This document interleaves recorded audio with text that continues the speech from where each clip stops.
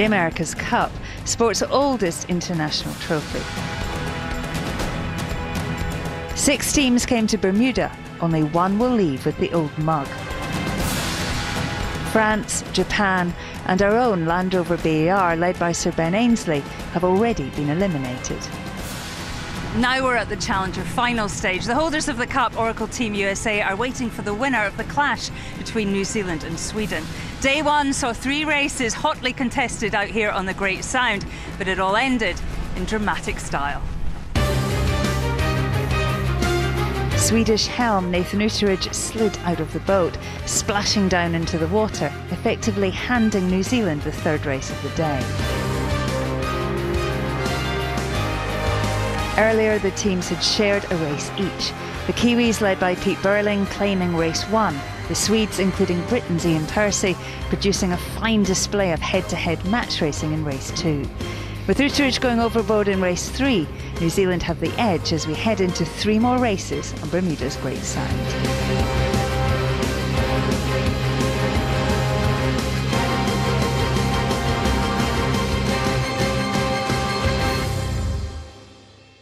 It's not the normal weather we're used to here in Bermuda today. As you can see, it's raining, it's squally.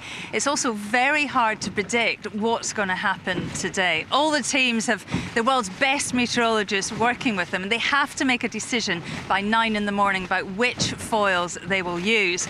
Well, only time will tell on the racing who's got that right.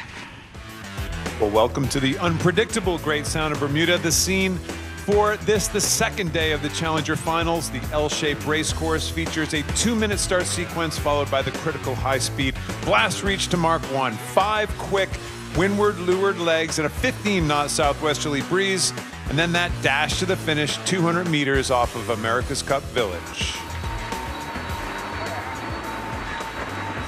So here we go, the Louis Vuitton America's Cup Challenger Playoffs final. Underway again. First of 5 race wins becomes the challenger, and conceivably the Swedes could be eliminated by the end of the day. 3 race wins for the Kiwis, and they would confirm their place in the match. Okay, these guys at this stage with 45 seconds to go don't really look like they want a piece of each other, but here we go.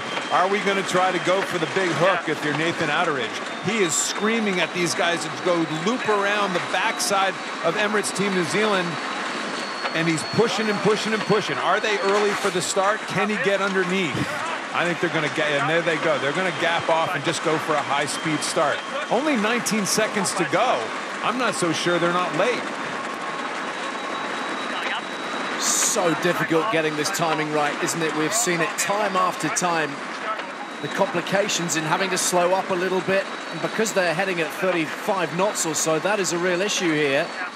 And away they go. There's nothing in it at the start. They were just slightly early on Artemis Racing. They're coming from that higher speed favorite end.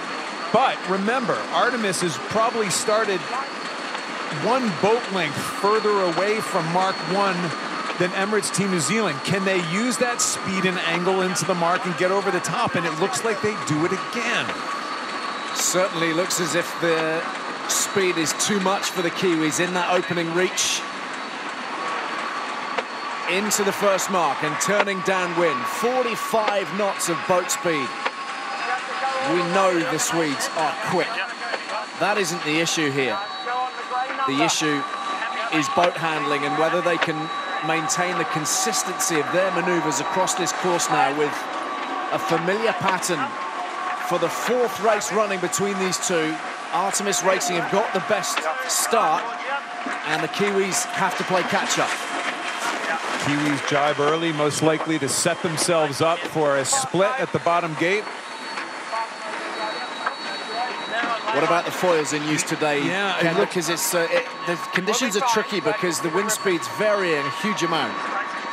These look certainly, and we're trying to get confirmation right now, but certainly much shorter foils on Artemis than there is on Emirates Team New Zealand. So you got to imagine that inherently the breeze is just simply windier than it was supposed to be right now.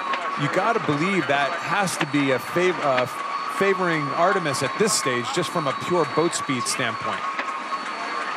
Swedes absolutely hammering it and keeping it very tight to the gate. Trying very hard not to lose too much boat speed, and the New Zealanders are there or thereabouts, but not the cleanest of mark roundings.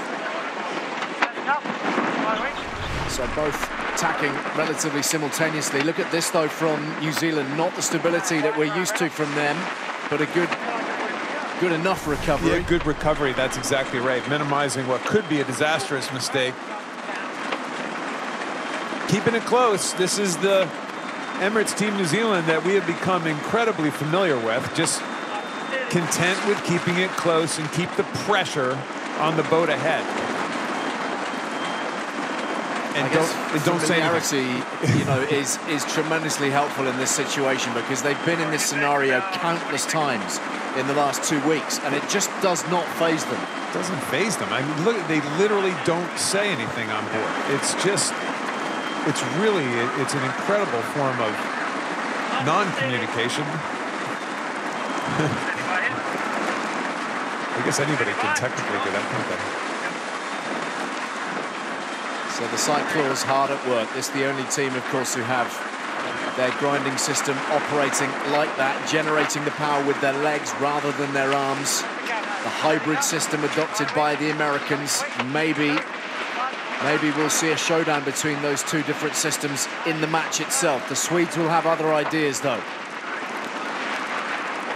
All action across the platform. Nathan Outridge just being a little bit more careful perhaps than yesterday. He was talking, wasn't he, about the need for a bit of grip tape along the back there to help him out, and he was going to take things a little steadier after his impromptu swim yesterday. Both boats aiming for that right-hand side. The Kiwis probably took a slight advantage on that shift. I tell you, it's wet out there, right? I mean, these guys are all a little bit moist on board, not just from getting fire hosed by the boat, but it's pouring rain. At this stage, I don't know if they feel it anymore. I think these guys are very used to being a bit moist on board.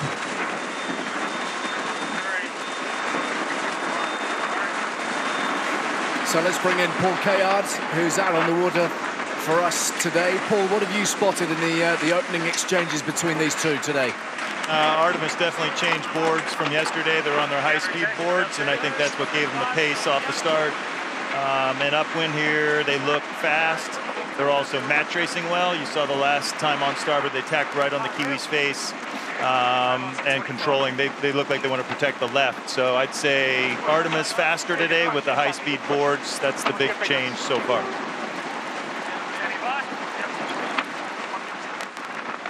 Right now, there's more wind than the forecast, so it's working out for Artemis. Yes, the wind speeds we were expecting around 8 to 10 knots, possibly less than that at various moments, but we've been up to 17 and around about 14 just now. I think Artemis is sailing really well. They pushed the Kiwis into the right corner on the beat, which was a loss for the Kiwis, and then they set up the split here at the weather mark, pushing the Kiwis back into that same light air corner. When these guys keep those big mistakes away, they've always looked spectacular. And the Kiwis are doing their Kiwi thing. They just keep it close and solid as a rock and just wait to pounce. Ian Percy definitely chose the correct side here. A little more pressure. A little less land mass directly upwind of the side of the race course that Artemis Racing went to. Nice little leg by Artemis here. Ian Percy did a really nice job of choosing the side of the gate at the top of the course up at the windward mark that he thought was going to be better pressure, and they extended. Swedes cruising away and looking pretty comfortable at this point, but when Peter Burling is on your tail, I'm not sure anything is a given. So a healthy lead at the moment for the Swedish boat under Nathan Outridge. Peter Burling is leaving it pretty late if he's to squeeze back into the picture here. Incredible physical activity and still having the wherewithal to make the right decisions tactically, spotting wind shifts, working out what the best possible options are. The Kiwis still do not go away. They've climbed it back. It was almost a 200-plus meter. Oh dear, that is a monster nosedive from the Swedish boat. And now what is that going to cost them in terms of the meters? Something's wrong on board Artemis right now. Something there, out of control on board Artemis. I think they fouled Emirates Team New Zealand. They are the windward boat. Emirates Team New Zealand has pushed their button. Let's wait and see. It's in the hands of the umpires again. So they're looking for the penalty. Has not been awarded, so a lifeline to the Swedes, but a dramatic development with only, what, a leg and a half before the reach to the finish, and now battle really is joined. Look how tight they are to each other. Now, again, the Kiwis protesting against the Swedish boat once more. Well, it was a little luff there. It was unclear whether there was an overlap or not, but why did Artemis lose control? Completely lost control there for a second. Here's the tack. After the tack, they get quite high in their flight right here, and they just skid sideways. Plaster it in, and then this is where it got really weird. All of a sudden, the boat bore off, really high flight.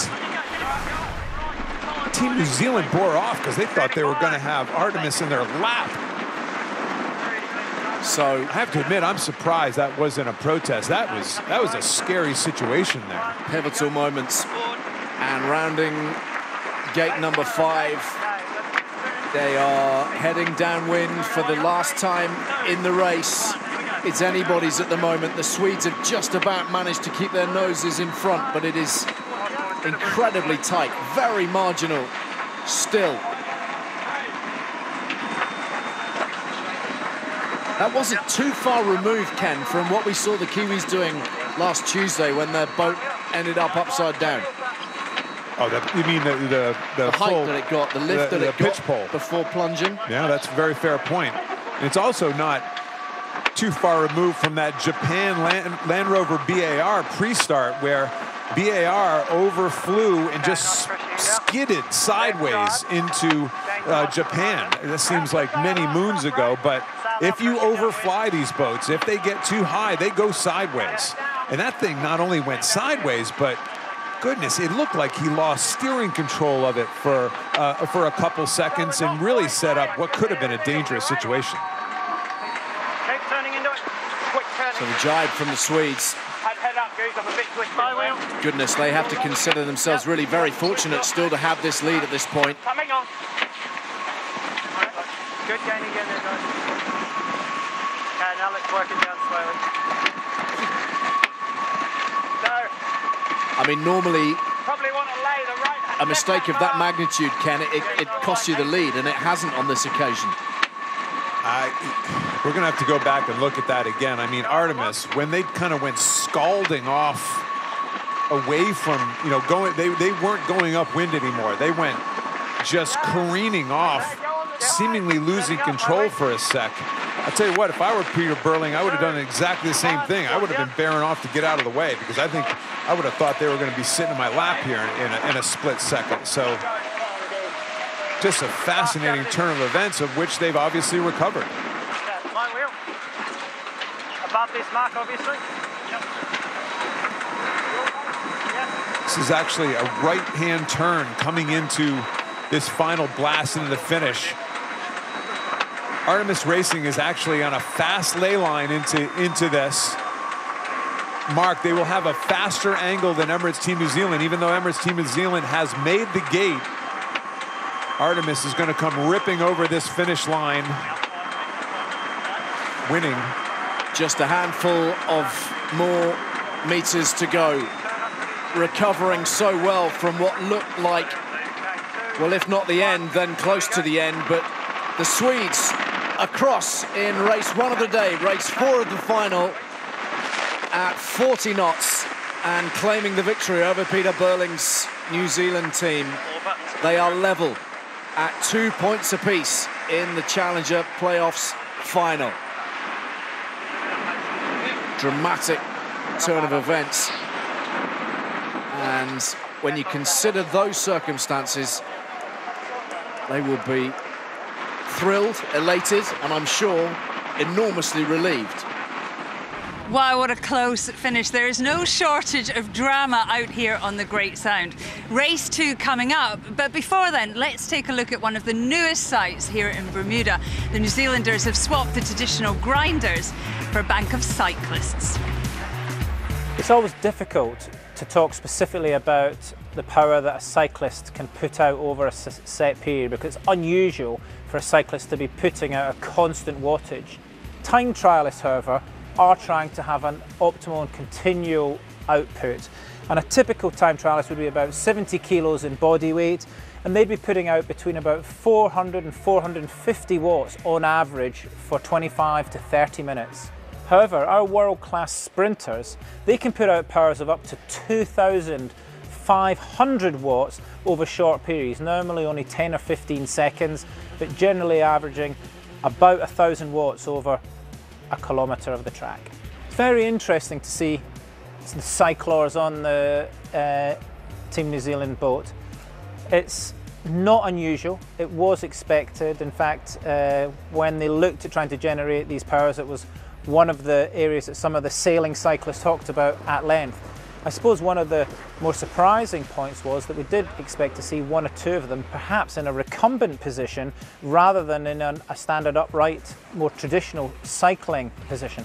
I think as a sailor and a cyclist that it's almost certainly going to be what we will expect to see moving forward. It probably is what we might call a game changer.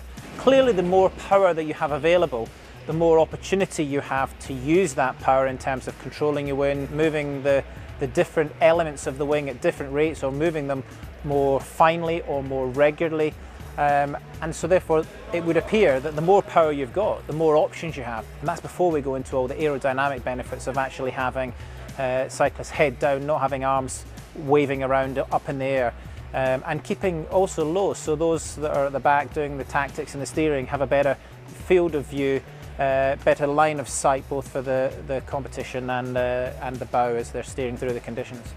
The cyclists in short numbers can actually create an incredible amount of power over a short period of time, arguably significantly more than a similar number of arm grinders could create, particularly during or out of tacks, when we see certain members of the crew on one side of the hull and others transferring to the other side.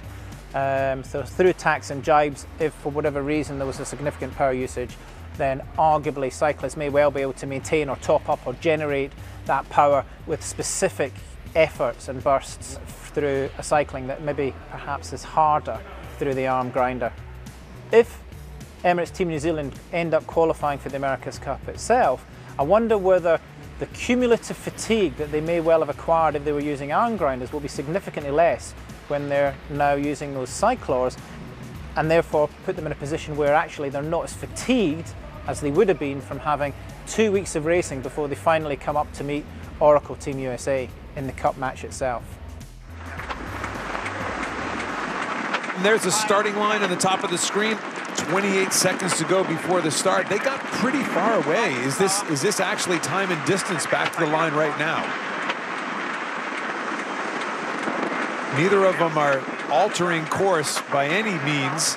Artemis maybe slightly thinks they're slow, but only 10 seconds to go. I think this is a clean start with Artemis clearly in the advantage right now. Can Emirates Team New Zealand make that better angle stick?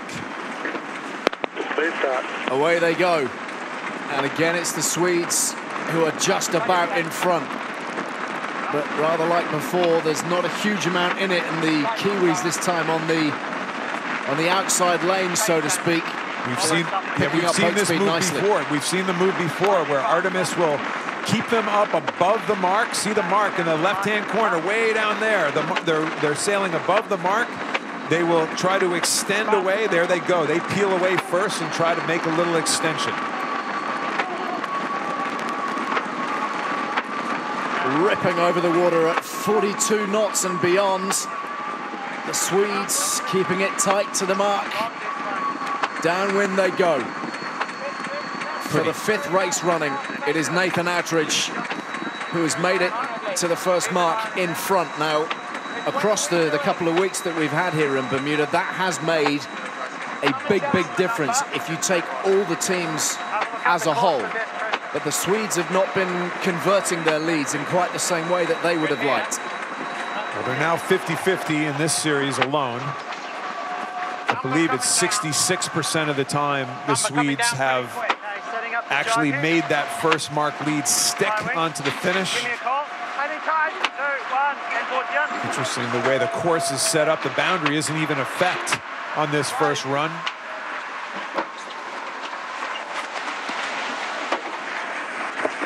Let's go down to maybe Paul Kayard in the water. And Paul, that first reach, Artemis made the kind of the unfavored speed side work that time. Clearly those high-speed boards are better on that first reach, aren't they? Exactly, Ken. I mean, so far, again, it's a tale of the boards.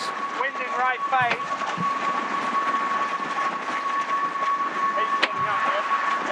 Just wonder how much, even at this early point, the Kiwis would be concerned about it. Whenever he's asked about it, Peter Burling doesn't seem overly perturbed by the starts because he has such faith and confidence in the boat speed subsequently and their reliability in their manoeuvring, as we're seeing here, which is almost second to none. But if they were to go through, you have been saying repeatedly, Ken, haven't you, that Jimmy Spithill will really take advantage in those starts. Well, I've noticed he's out here ever since Japan was eliminated. Jimmy Spithill's been out doing starting practice with Dean Barker every single day. So, you know, that's on the top of their mind. There's no doubt about that.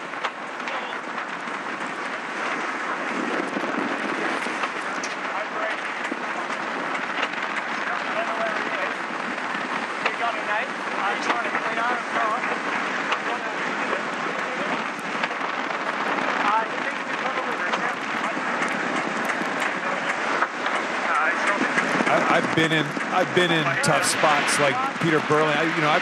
We've all gone through streaks, Paul Kayard, myself, every other sailor in the world, where you lose a little bit of confidence in your starting ability. There's no doubt about that. And it's one thing to lose confidence. Look at this, a slight slip up on the tack. You lose confidence in your starting ability, but you constantly gain confidence in being able to dominate your opponent if they make one little mistake. And again, Artemis Racing tacked a little early off the line of Emirates Team New Zealand, and they pounce right away. That's incredible. It would be Chris Brittle right now. 99% of his max heart rate, and every percentage is counting as they try to push the oil around the system, the hydraulic power that manipulates everything on board these platforms.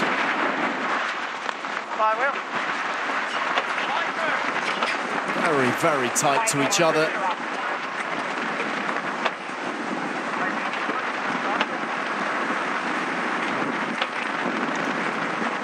This is where we might see a degree of tactical savvy coming into play. Ken, what are the options here for the two helmsmen? Well, the option earlier was Artemis to actually tack on top of Team New Zealand or extend or go to the other gate if you think you're a faster boat.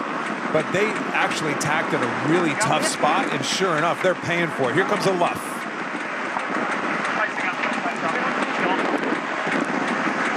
So the Kiwis protesting at the path of the Swedes.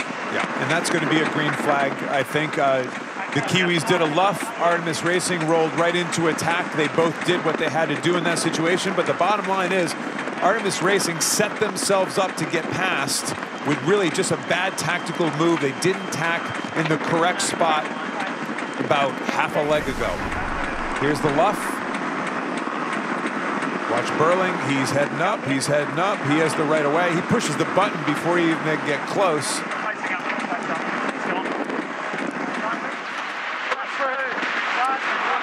Little luff, and these guys are practiced. They did exactly what they had to do there. They tacked away, but here comes this key cross. Starboard tack boat, Artemis Racing.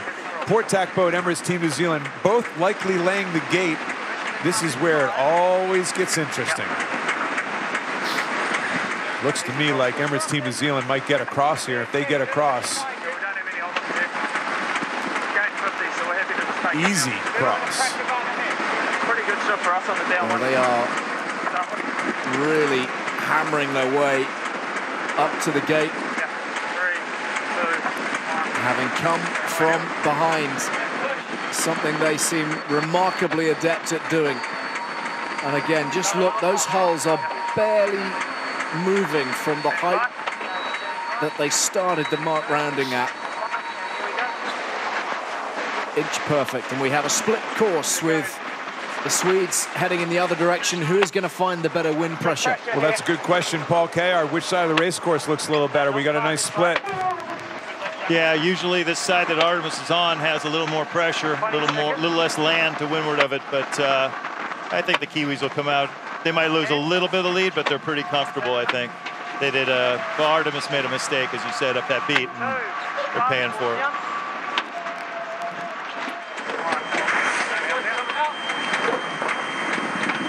You give these guys any sniff, and they extend. A faster boat always extends like this, you know, and certainly those light air boards don't seem to be affecting them very much right now with regard to pace. It's about 10.5 knots of wind speed on the water right now.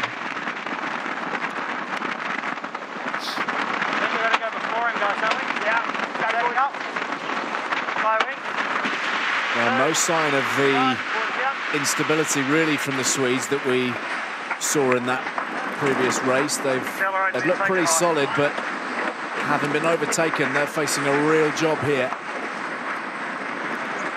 He's gone below, happy to go fast.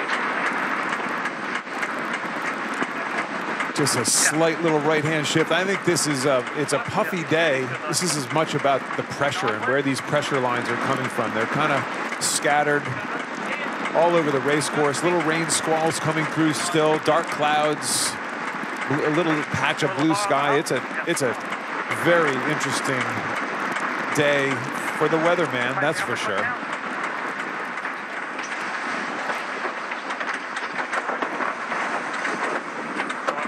Kiwis, in the meantime, making serene progress. That average wind speed dropping down to 10.5 knots. I think we're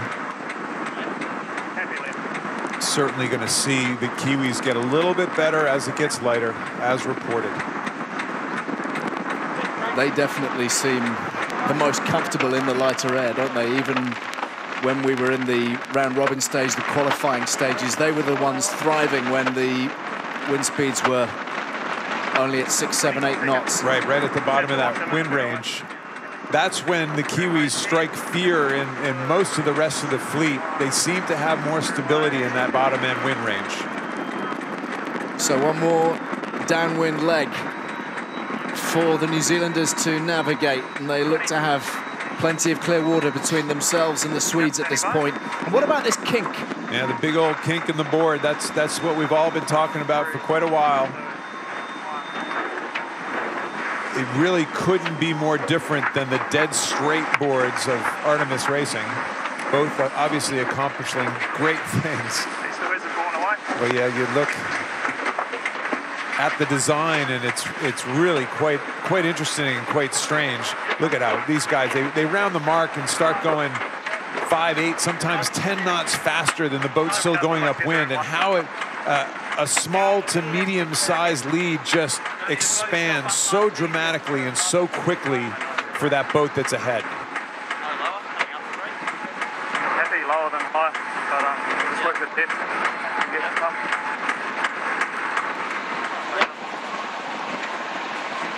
We might do it in 2. You go all the way, worth trying. On the right turn, so 3. Yeah. Setting up. My way. 2, 1, yeah. Right.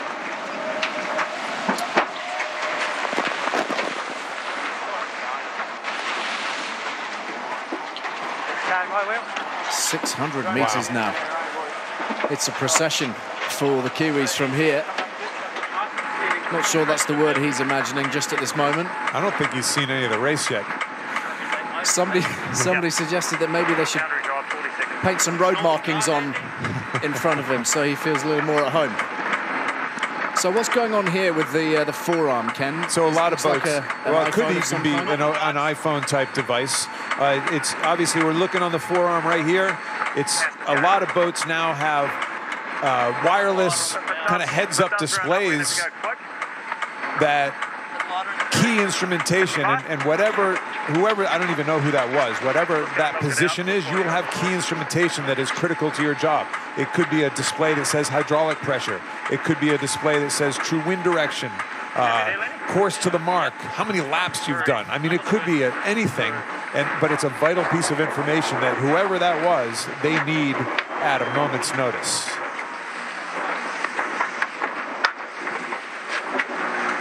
So one more gate to navigate, and then the blast reach to the finish for Emirates Team New Zealand, who have been displaying all their proficiency and their prowess in this race. Another masterclass, really. Get them in front, and they are launched.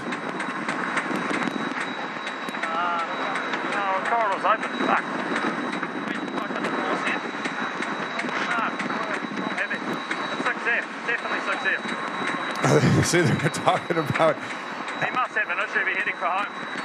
how many legs were still on. They were just talking about, are you sure it's a 6F? Yep, it's 6F. That means 6 legs and then to the finish. Always good to be discussing that as you are a couple of 100 meters from the finish line. What's going to the Swedes? Something's wrong with the Swedes. They're going very much in the wrong direction at this point.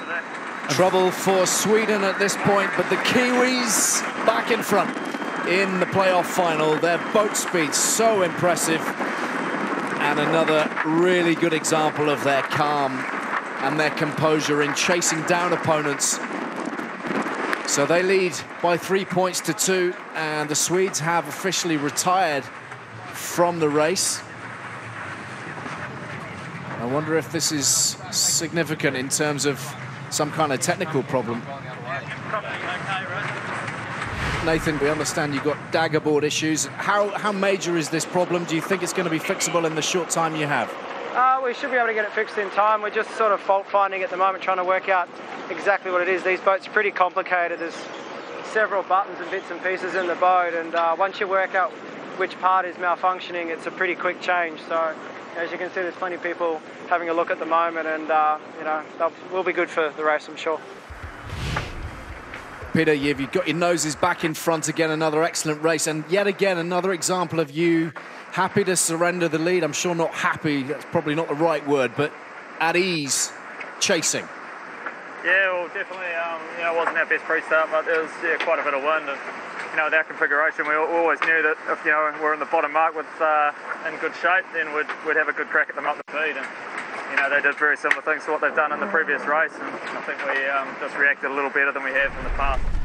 What a commanding performance from Emirates Team New Zealand. They are now 3-2 ahead, win 2 more races, and it will be them facing Oracle Team USA in the America's Cup. The pre-start dance well underway between the Swedes, led by Nathan Outridge, who of course had trouble in that second race with his daggerboard.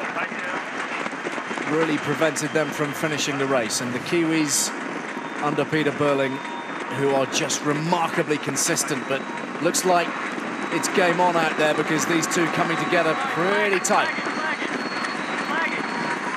There's the protest from the New Zealanders. You hear flag it, flag it, flag it. That means certainly Emirates Team New Zealand thought they had an overlap, and clearly Chief Umpire Richard Slater did not think they had an overlap. He's the guy with the final say. Only 20 seconds to the start. This is going to very quickly turn into time and distance. Emirates Team New Zealand, though, this time going from that higher speed side of the line.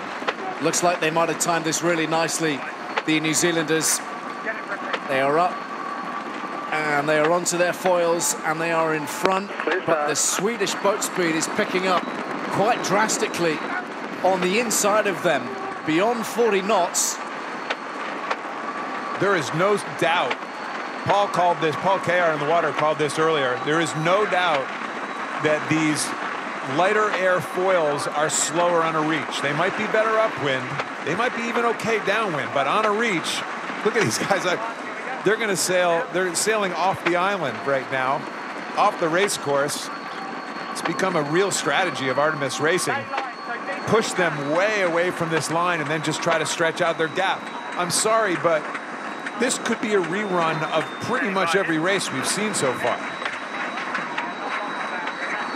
Well, they are driving the Kiwis further and further away from the first mark at this point. And you just get the impression that they know they've got to make hay on this first reach. They've got to build as big a lead as they possibly can to keep the Kiwis at arm's length, because the New Zealanders will feel they can reel them in from pretty much anywhere. This kind of distance is going to be nothing for them in their mind.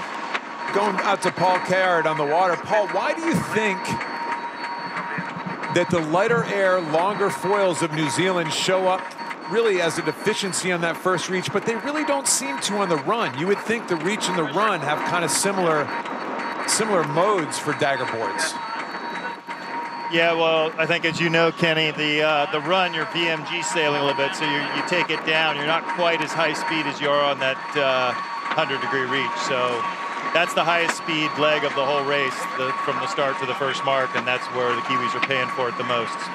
So the wind's still about 11 knots overall, so let's see how the rest of the race pans out for them. That 11-knot alley is right at the transition where most of these teams kind of toss a coin whether which ones they're going to use. Round gate 2, Swedes in front, setting the pace, setting the agenda, and now they have to make sure that they keep their foot on the throat of the Kiwis, and that has proved a very difficult thing for them to achieve.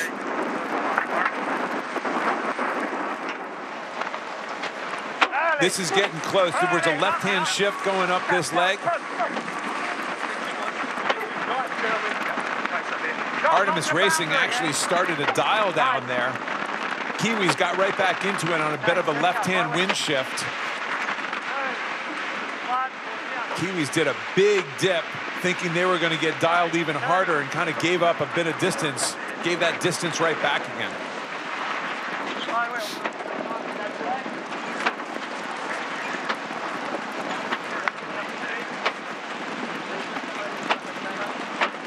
Well, there's a great race brewing here, you feel. Very little in it. Decent wind speed. Great boat speed. Yeah, I think the breeze is going slightly back right again. I tell you, the Kiwis, either they're playing the wind shifts better or they're flying, because they seem a little higher and a little faster on this leg. Let's go back and look at this tacking across. The Kiwis tack to port tack. Immediately Artemis dials right down at them. 90 degrees. Kiwis go way low and actually come off their foils a little bit there and give up 8 or 10 boat lengths on that dial down. So very effective dial down maneuver by Nathan Outeridge and Artemis Racing. Still not much in it though. Tacking right on top. Wing wash will come into effect here for sure. So this is where the Swedes try to spoil the air of the New Zealanders alongside them and a little bit in the slipstream, looking to try to ensure that they don't get a clear run at it, but Kiwis are not interested. Yeah, it's not like car racing where you can do a little bump draft, that it's an effective being behind, but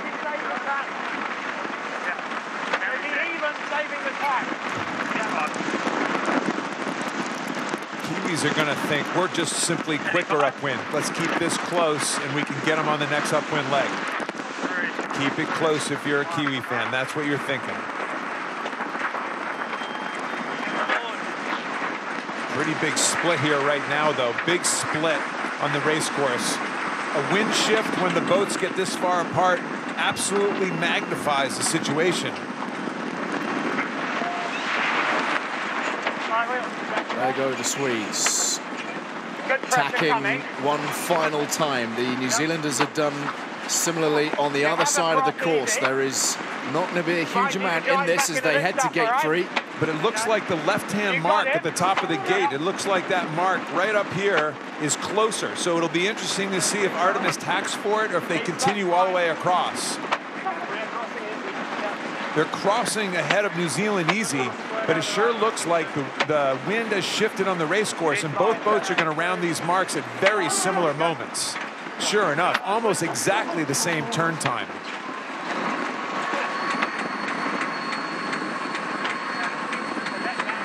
Nip and tuck between these two. Let's go. Paul Kayard, has there been a general trend to the wind going in one direction or another? It looks like the race course is a little tilted right now. Yeah, Kenny, you're right. The wind is skewed to the left of the axis a little bit. But I'm also pretty impressed. I think the Kiwis are going really fast because when they went in the right corner on that last part of the beat, it's right behind the highest land around, and I kind of thought they might get light over there, but they didn't. So, yes, the course is skewed, but the Kiwis are fast. The Swedish boat, unquestionably our noisiest boat in the fleet, not just because of the communications on board, the talkative nature of their crew, but it tends to make a really high-pitched howling noise. And they've made the big gain on this side of the race course. So not only did that split at the top gate work as far as getting the Kiwis around the gate mark, almost identical time, but here they make yet another pass. Upwind and downwind, they're going really fast right now.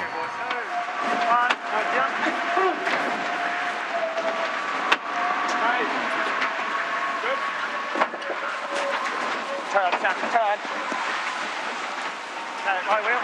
Great. Get it moving here, guys. Ease. Neat and tidy on the jibe for Artemis Racing. Kiwis, though, really flying up the far end of the course. 100% fly time for both crews at the moment. Hulls out of the water on the foils all the way. We always thought this was going to happen. As the event went along, the boats would just become more and more perfectly sailed. Numbers are good.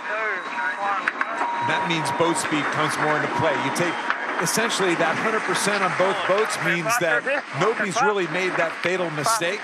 So boat speed is the thing that takes over. Look at this. These guys jibe directly in front of Artemis. Will Artemis split to the other side or follow them in? They're going to have to make their play right here, right now. They're following them around. Boat race. This is a boat race. So tight on their tail, the Swedes. Within 2 meters, going 25, 30 knots amongst friends. And now bearing away on the tack, the Swedes. Let's go on board and listen to these guys for a minute. That top left mark is favoured. Open course bit of the motor. This bit here. On board with Artemis on the audio. Kiwis just look fast.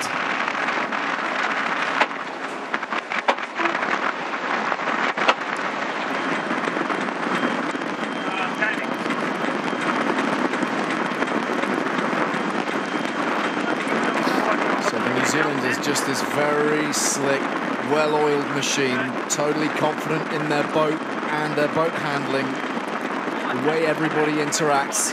Both boats going very similar speeds through the water, but I'm maintaining that the VMG, or the velocity made good, is much better for Team New Zealand right now.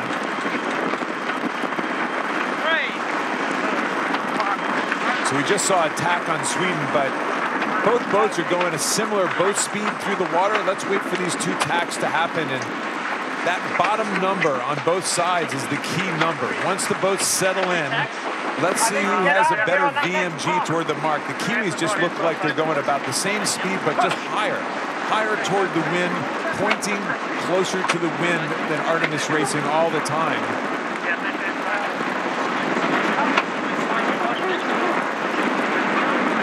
1.5 legs of this race remaining.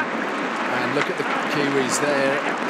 Told us to keep an eye on that bottom number, Kenny. It was picking up from a New Zealand perspective. They did. As the boat settled in on the tacks, they were 3 or 4 knots faster. I mean, usually in the boats that Paul Gaillard and I have sailed our whole lives, Paul, a 1/10 of a knot was a beautiful thing. These guys are talking 3, 4, 5 knots.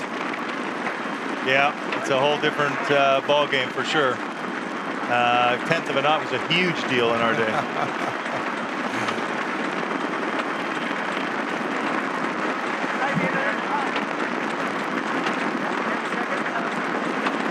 Just higher. I mean, you look at the angle that Team New Zealand. They're just pointing higher all the time than Artemis Racing. Are we now at the stage of the race, Ken, where the Swedes are going to have to hope that the Kiwis make a mess somewhere? And it's not something the red boat is apt to do very often. We've seen that throughout this entire series so far. It's a fine line between waiting for the guy to make a mistake in front of you and pure desperation. And as a tactician, you kind of have to make that call at some stage. We gotta try something, or let's just stick with him.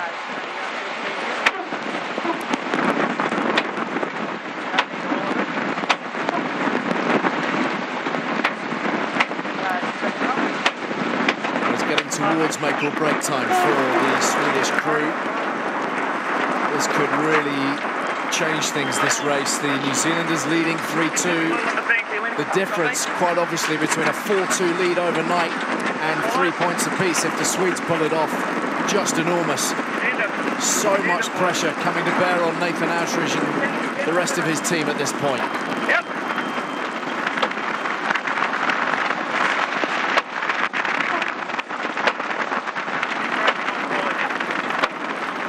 These daggerboard choices have just become such an integral part of this America's Cup. Slower on that first reach, behind every single race at mark number 1 for Emirates Team New Zealand so far.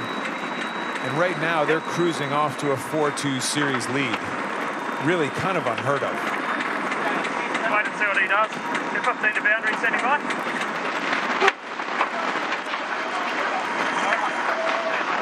Gate 5.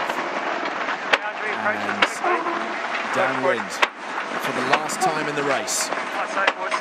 Time running out for Artemis Racing here. The Kiwis have set the agenda. They've forced the pace of the race pretty much from the outset. Certainly chasing down the Swedes to very good effect after that first mark. They've got them where they want them. Hard to see them tripping up from here. They have gone every time the Kiwis get ahead, they just extend. Always the sign of a quicker boat. Long port tack. It really takes away the options here. If you're Sweden, let's go back out to Paul for a second. If you're Sweden, what do? It's not much.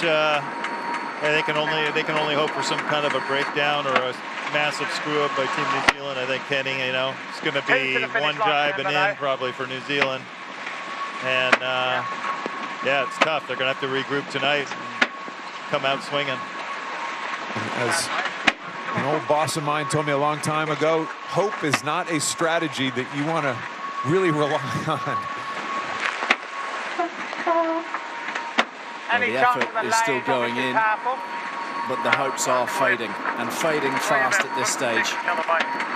The New Zealanders, so well organised, so well drilled, so confident, and cruising across the top of the water. The cyclaws certainly seem to have given them some sort of edge. And as we've discussed through the opening fortnight here, it might be only just one of a number of different little edges that are adding up to their excellence on the water. That's exactly correct. There'll be one more jibe through this gate, and actually it looks like they might have to jibe a couple times to get to the finish line. the finish line is actually really dead downwind from this gate, from this final gate. So without a big mishap by Emirates Team New Zealand, this race looks pretty over. So the final gate, they're cutting it pretty fine. And that's just about as animated as you'll hear Peter Burling. Well, there's the mishap that Artemis Racing is looking for right now. Are they out of hydraulic pressure to be able to do these two jibes very quickly? Well, the boat speed is right down now for the Kiwis, only at 15, 16 knots. Artemis screaming up from behind. Yeah, easy. Weight up. Full weight up. And now it is anybody's. Would you believe the Swedes right back in the hunt from out of nowhere? Will the New Zealanders manage to hang on? There is absolutely nothing in it. New Zealand tearing across the water. They are just about going to nose it. Oh my goodness, what a breathless finish. There is the protest from the Swedish boat. Is that going to make a difference at this point? A bit of a desperation protest. I didn't see anything both over the monitors or live or on the monitor that the Kiwis did wrong there. Still no decision on the penalty, so Hey, Chase 1, are you close? we'll wait and see what the decision is from Richard Slater, the chief umpire. Kiwis are celebrating, and there is no penalty, we understand. So the New Zealanders win the race, they've won it clean, and they are now in pole position in the Challenger playoff final, a pivotal race. Sweden now match point down, and one more race will do it for the Kiwis. It just shows that every time we sit here and say, yep, looks good, this team's going to win, out of nowhere, the Kiwis actually make an unforced error, something that we just so rarely have seen during this event. So results today, 2 wins for all the Kiwis, having lost the first. They bounced back really well, the Swedes in flying form in the opening race of the day. The Kiwi starts need a little bit of work, don't they? But the boat speed and the boat handling is first class. So the Challenger playoffs standings, with the New Zealanders leading by 4 points to 2 in this best of 5 contest, a maximum of 9 races, so 3 more to come. The Swedes need all 3. You cannot relax for a moment in this America's Cup. What a nail-biting finish in that final race. Well, that win puts the New Zealanders tantalisingly close to challenge Oracle for the Cup. Just one more win. For the Swedish team, well, they now can't afford to put a foot wrong. Here's the skipper's take on the day. Oh, Pete, it was much talk this morning about having the right setup, the right foil combination for the conditions. You know, how did you feel you set up, and perhaps, you know, it wasn't as light as you'd hoped?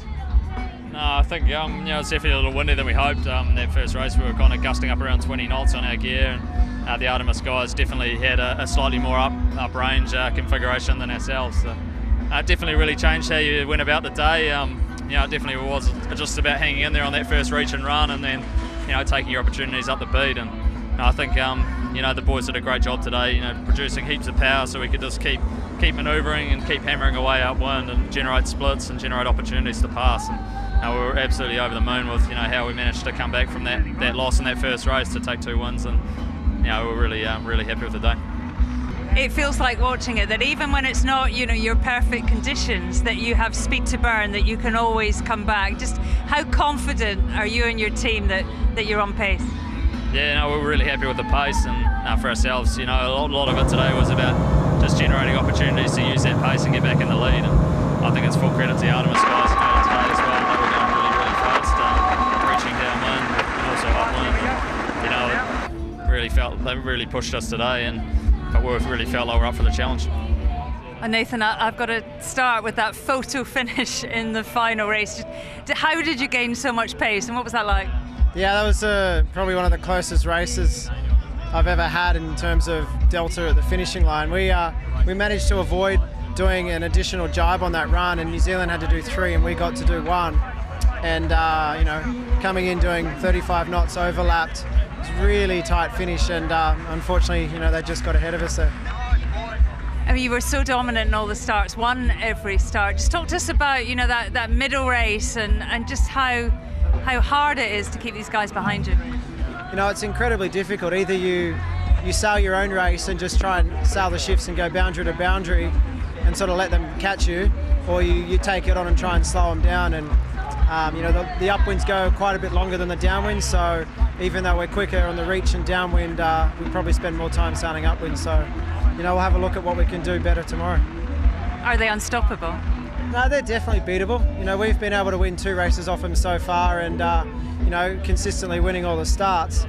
And the races that we've won through really good tactics and really good sailing. So if we can just keep, you know, winning those starts, leading around Mark 1 and really making their life difficult, we just take one race at a time. And you know, it's a big task, but you know, we're able to do that in the semi-final against Team Barker and SoftBank Team Japan, and you know, we're looking forward to the challenge tomorrow. Joining me is Olympic sailor Stevie Morrison. And Stevie, today the conditions were tricky and it seemed like the teams were struggling to stay under control. Yeah, I mean, it was very, very changeable weather, and I think you saw how hard the boats can be to sail. You know, I don't think for 1 minute they can be not adjusting the foils to keep those boats flying safe. So through the tack, we saw Artemis flew out the water, and we actually heard after the race that they had a problem with the control button, and I think that's, for a lot of sailors out there, incredible to hear that they're flying boats with buttons, and we're not talking about sheets and halyards, we're talking about buttons and control systems like that, but it really showed how on a knife edge these boats are. Well, Stevie, it looks like the New Zealanders, they're not keen to engage in the start box. Do you think that's a bit of a throwback to the capsize? Yeah, actually, I fortunate enough, I saw Pete the day after, and it definitely shook the guys up on the boat. I think it's an interesting one because they've got a very different control system with their boards, where Pete's steering the boat and Blair's flying the boat. And I wonder if at slow speed, if they have a slight issue in that communication and timing. So for sure, they're a little nervous, but I also feel that they're pretty fast, and they're thinking if we stay out of trouble, we can win a yacht race after the start. They are fast. I mean, they can get out of trouble. Whatever's thrown at them, you know, do you think anybody can take them on? Can anyone beat them? You'd certainly never bet against Oracle from what we've seen before, and you'd never bet against Ian Percy and Nathan Outridge, so I'm sure it's all on for tomorrow. The Kiwis have been at match point before for an awfully long time a few years ago, so they'll probably be feeling some nerves to want to finish it, but their boat looks very impressive, and I'd certainly like to be going out to the race tomorrow in their boat rather than any other boat. Thank you, Stevie. Well, join us tomorrow for the climax of the Challenger final, when we will know who will go head-to-head against Oracle Team USA for the America's Cup. Join us then.